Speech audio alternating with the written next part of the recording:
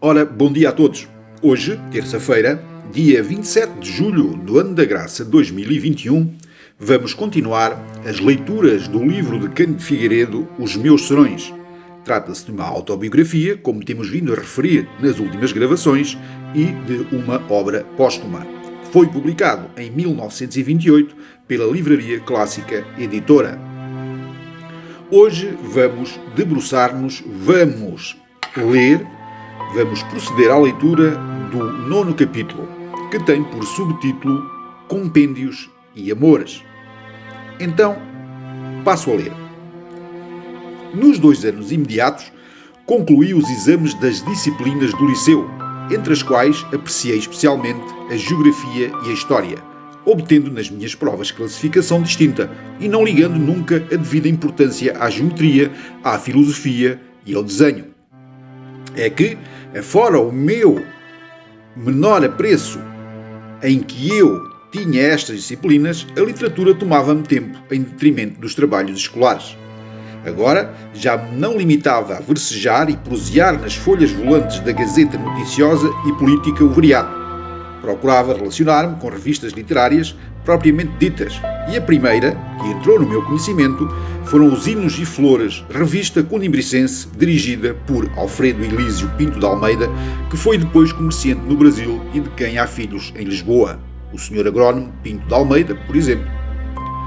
Quem principalmente ali escrevia era uma fecunda poetisa do Ludeiro, Henriqueta Elisa, de quem nunca mais tive notícia. Entre os demais colaboradores contavam-se nomes que já eram ilustres ou que o foram depois. Simões Dias, o magnífico poeta das Peninsulares, anos depois meu amigo íntimo, Santos Valente, latinista e helenista que foi depois o autor do Dicionário Contemporâneo, Alberto Teles, atualmente meu colega no Ministério da Justiça, Luís Carlos Simões Pereira, Amélia Jani, Abílio da Fonseca Pinto, Eduardo Coelho, etc. Um dos colaboradores, Alfredo Campos, que morreu coronel, dedicava-se nos Hinos e Flores uns versos que começavam: Amigo, teus cantos, por dor inspirados, parecem vibrandos no meu coração.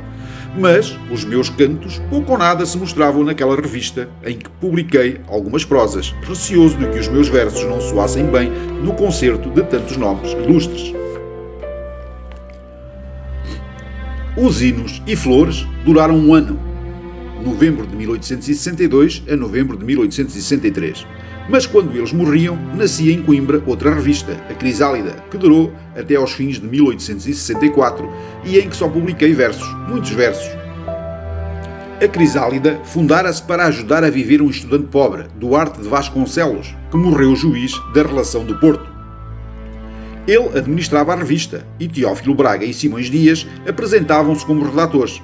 Entre os nomes dos principais colaboradores, recordo-me de Amélia Jani, Sousa Viterbo, Alexandre da Conceição, Guimarães Fonseca, Abel Pereira do Val e Jacinto Nunes. Já lá vão mais de 50 anos e o Dr. Jacinto Nunes, exemplo de republicanos e senhor de Grândola, sem baraço nem cutelo, ainda hoje com saudade me fala dos tempos em que, sem nos conhecermos, colaborávamos naquela revista, estimando-nos reciprocamente.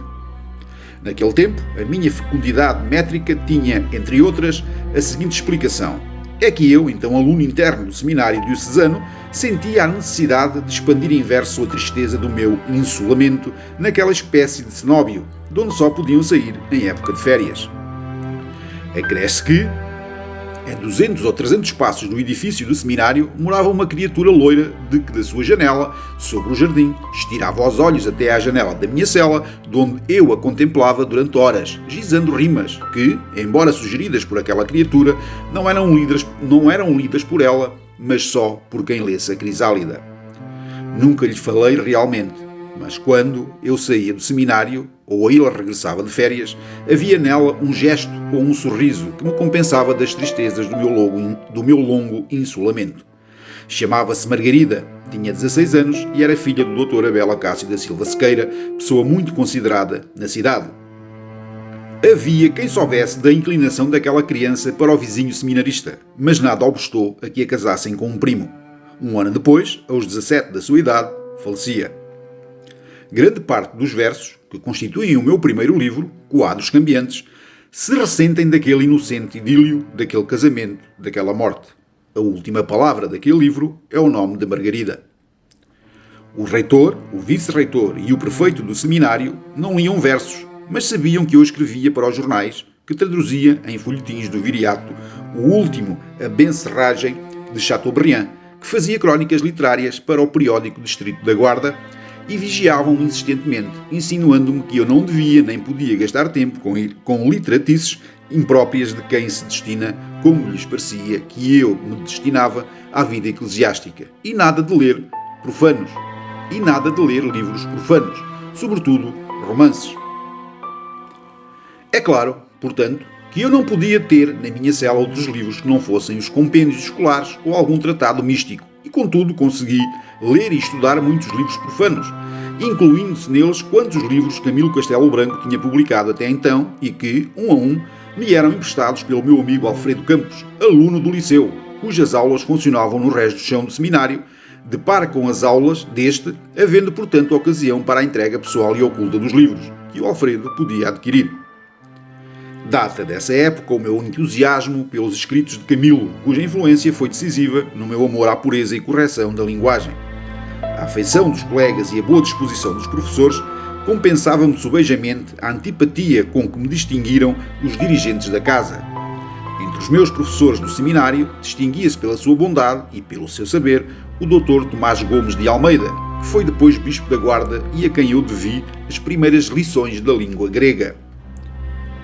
Como no seminário ninguém tinha conhecimento do grego, além daquele ilustre professor, mais de uma vez sucedeu que os outros, vendo que eu, no decurso das minhas lições, deletreava sem hesitar um ou outro texto grego, abriam muitos olhos, hesitando sobre se eu estaria a fantasiar linguística ou se conheceria realmente o alfabeto dos gregos. Um dia, chamado à lição em Direito Eclesiástico pelo austero e velho professor, o cônego Lourenço Leitão, que governava a diocese no impedimento do bispo, vi que numa nota do compêndio, que era de Cavalásio e escrito em latim como os demais compêndios do curso eclesiástico, havia em caracteres gregos uma palavra que pronunciada equivalia para portugueses a uma obscenidade, mas não hesitei, citando em voz alta a palavra grega que vinha naquela nota. O cônego Leitão ouviu aquilo, aprumou o busto hercúleo, assestou adiante dos óculos a sua grande luneta pombalina de punho e pôs-se a examinar na minha cara a sinceridade das minhas palavras, mas não disse nada, nem eu tive nada que retirar. Boa gente afinal, mas gente pouco lida, aquele professorado em geral. O cônego Gaudêncio José Pereira, por exemplo, que foi bispo de Porto Alegre, ao traduzir e explicar aos seus discípulos uma página do compêndio, que era em latim, já se sabe, traduzia Bafonius Aebat por dizia Bufónio. O santo homem nunca tinha ouvido falar do grande naturalista Buffon. E assim terminamos a leitura de hoje. Agradecer a vossa atenção e desejar-vos uma boa terça-feira e um resto de boa semana. Então, até amanhã, se Deus quiser. Muito obrigado.